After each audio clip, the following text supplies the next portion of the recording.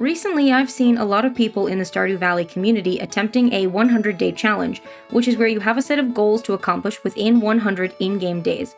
I thought this looked like fun and would get me back into Stardew Valley a little bit, so I wanted to give it a go too. 100 days takes you to about halfway through winter of year 1, and during that time I want to try to accomplish the following things. Number 1, complete the community center and the missing bundle. The community center should be no problem, loads of people do that within year 1 anyway, but I wanted the extra challenge of doing the missing bundle as well. This requires finishing the community center, unlocking the missing bundle during a rainy night, and then donating 5 of the 6 required items, which can be very hard to come by. Number 2, max all skills. This one is pretty self-explanatory. I want to get all of my skills to level 10 by the end of the challenge. Number 3, max hearts with spouse. This requires getting married and then continuing to build our relationship until we have earned all 14 hearts. This will also include the first house upgrade since we need that in order to get married. And number 4, one of every farm animal. Again, pretty self-explanatory. I'd like to have one of each type of farm animal that the game has.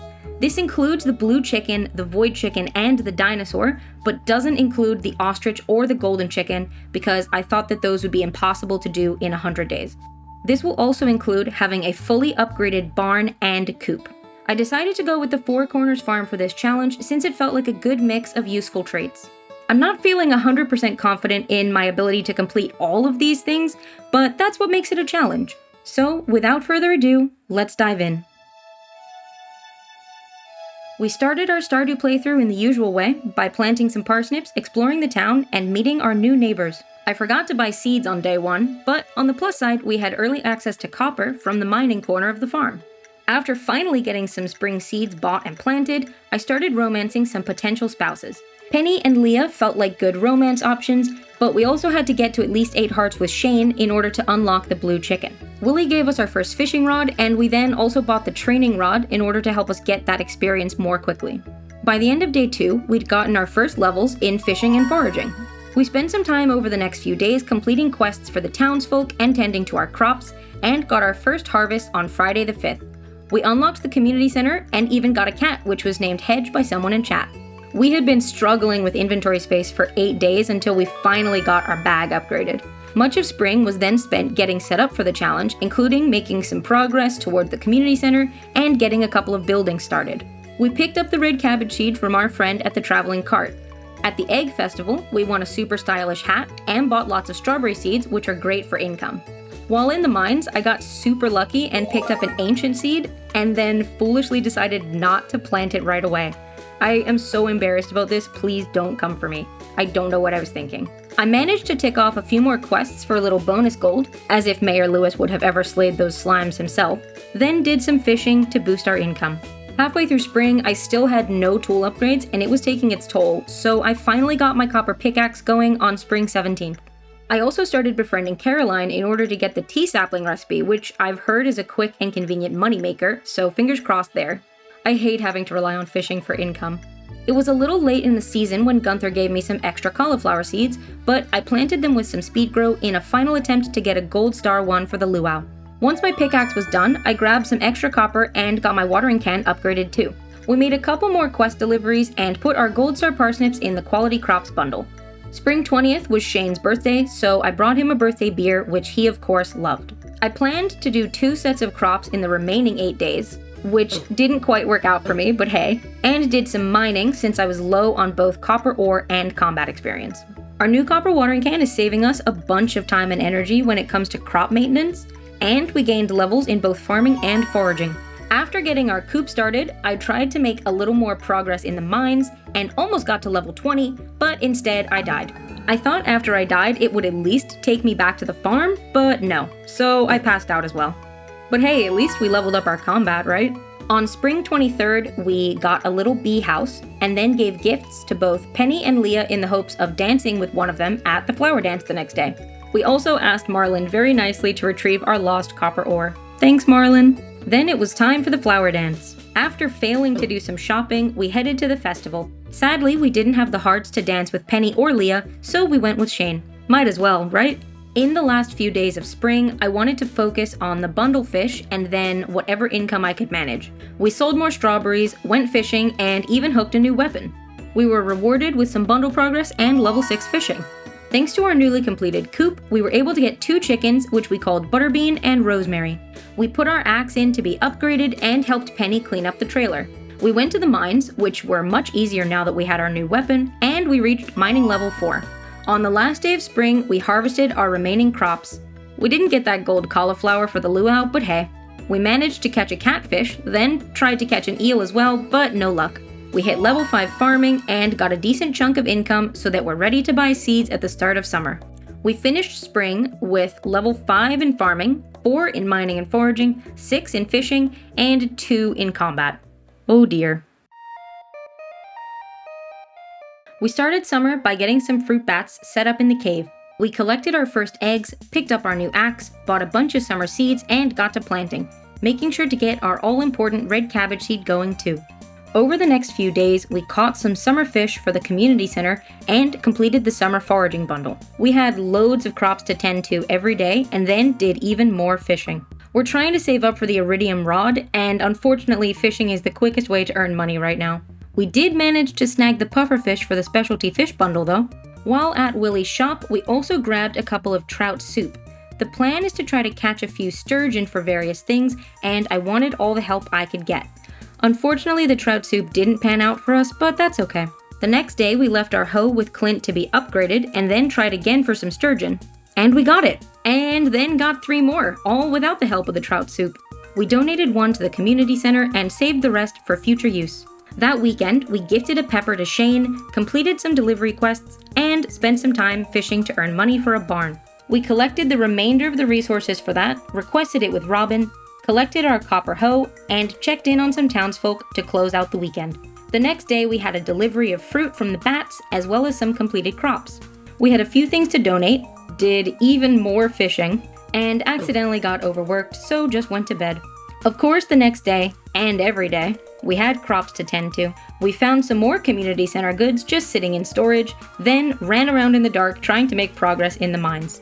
We could really use a glow ring, but alas. By the 10th of summer, all our resource collection had gotten us to level 5 foraging. We also got our first cow, named Bingledonk by someone in chat. We dropped off the red cabbage, and finally got a preserves jar set up to help with our finances. Summer 11th was of course the luau, so after a little work on the farm, I grabbed one of my gold star sturgeon and headed for the beach, said hey to everyone there, and made my contribution to the soup, which of course turned out amazing. So all of our relationships got a good little boost from that. Nice. The next day was our first tomato harvest. We bought another ancient seed from the traveling cart and got a fish pond started for the rest of our sturgeon to go in. Then while we were fishing, we fished up a nautilus fossil. I would have preferred the nautilus shell of course, but oh well. After our first batch of melons grew in, we sadly didn't have enough for the quality crops bundle, so we grabbed some more melon seeds from Pierre's shop and also picked up a bouquet for Shane while we were there. I'm still hoping to marry Penny, but at least we can keep increasing our hearts with Shane in the meantime. Then, since it was raining, I popped to the beach to grab the red snapper. The traveling cart kept trying to sell me pufferfish during this playthrough. It's like she knew that I hated fishing, but there was nothing that we actually needed to buy, so we passed. We completed the summer crops bundle, went fishing again, and even fished up another ancient seed. We've been super lucky with getting ancient seeds during this playthrough. It's a shame I dropped the ball so badly on planting them. Anyway, since I still needed more buildings, I did a little more resource collection. I felt like I was constantly in need of money and building materials throughout this challenge. I just never had enough. But hey, at least fishing for income got us up to level 9.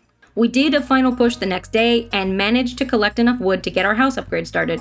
The sturgeon produced their first roe on summer 16th, then we warped to the mountains to make some progress in the mines. We made it down to level 45 and rushed home at the end of the night, passing out on the floor of the house. We did manage to reach level 3 combat though. The next day we dropped a few things off at the community center, before returning to the mines to keep progressing there, making it down another 5 levels to level 50. On the 18th of summer, I finally planted my ancient seeds with some speed grow. I got confused and used regular speed grow, thinking quality speed grow wouldn't yield me an extra harvest because I had done my math wrong. I really messed up with these ancient fruit, huh? At least they're in the ground now.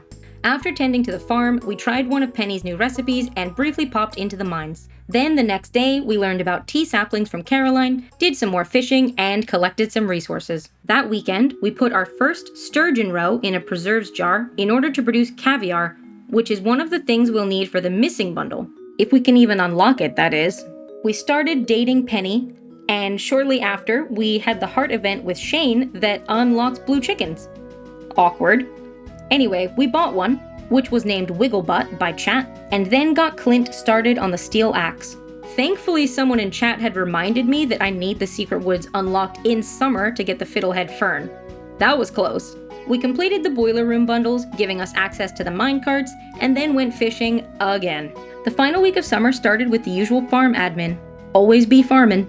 We almost got to level 65 in the mines before having to rush home, but we gained an extra combat level for our troubles. The next day my axe was ready, so after forking out for an apple sapling from Pierre, we headed to the secret woods to snag a fiddlehead fern. We also caught the wood skip while we were over there, gathered wood for our next building, so many buildings, and leveled up in farming and foraging. Since we were getting plenty of sturgeon roe, we decided to sell our first caviar. We also set up more preserves jars to help make more money. We dropped off some more bundle items, gathered a bit more lumber, and got our barn upgraded. We completed the quality crops bundle and picked up a rare seed in preparation for fall, then tried to make some more mining progress. On the last day of the season, I accidentally destroyed one of my ancient fruit plants and restarted. You didn't see anything. We tended to the multi-season crops and did a little more fishing before heading down to the beach for the Dance of the Moonlight Jellies, signifying the end of summer. Look at those little jellies go.